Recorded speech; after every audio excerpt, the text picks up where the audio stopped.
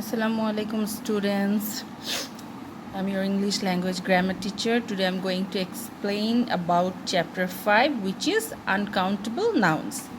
In our previous class I have explained about countable noun plurals, okay, or plural nouns. Today I'm going to explain about uncountable nouns. Okay, what is uncountable? Uncountable means the things that you cannot count.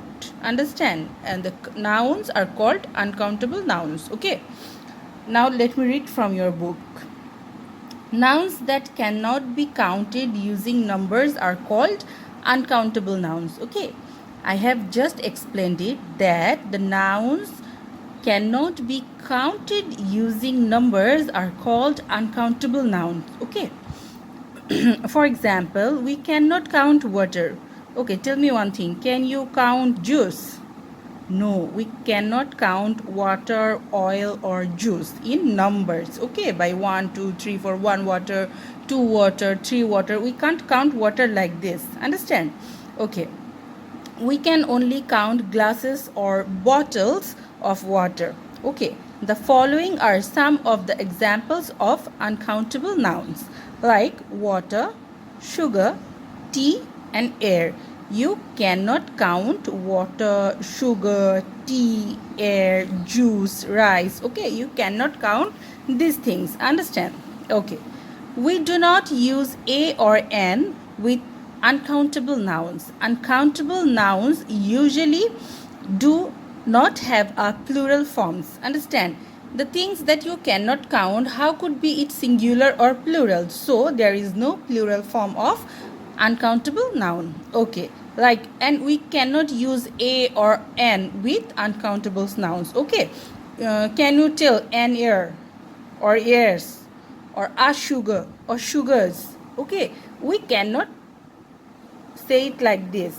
Okay, we must use other countable nouns to measure uncountable nouns. Okay, you can use countable nouns to measure uncountable nouns. Okay, like a breath of fresh air.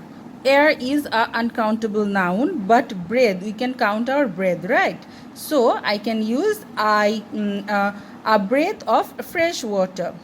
2 kilos of sugar, 3 bags of flour. Okay, here bread is a countable but air is not. Kilo is countable but sugar is not. Bag is countable but flour is not. Clear, students?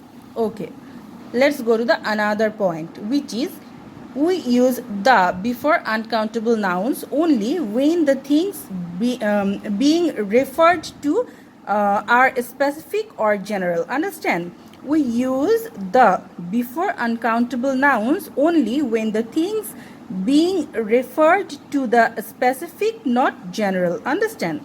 The honey is in the kitchen. Okay, where is the honey? The honey is in the kitchen. Understand? Look, specific. Where is the honey? The honey is in the kitchen. Or what is in the kitchen? The honey is in the kitchen. Okay, when you are telling about honey, you should not use the. Okay, when you just want to specify thing, that you have to you can add the. Understand? Like honey is good for sore throat. Understand? Here you are describing about honey, so no need to use the, but when you are specifying honey, you have to use the. Understand? We can also use much, a little, a lot of, some, and any with uncountable nouns. Okay, to indicate the quantity. You can use these words before the uncountable noun to measure or to indicate the quantity of that uncountable noun, like much honey, a little rain, a lot of butter. Understand? So these words are using to measure the quantity of uncountable noun. Okay, you can also say that some advice, new, any newses. Okay, any news. Understand? So you can use these kinds of words to describe uncountable noun, but you cannot use a or an before a uncountable noun. Okay, okay, that's all for today. Inshallah, in the next class I'll explain the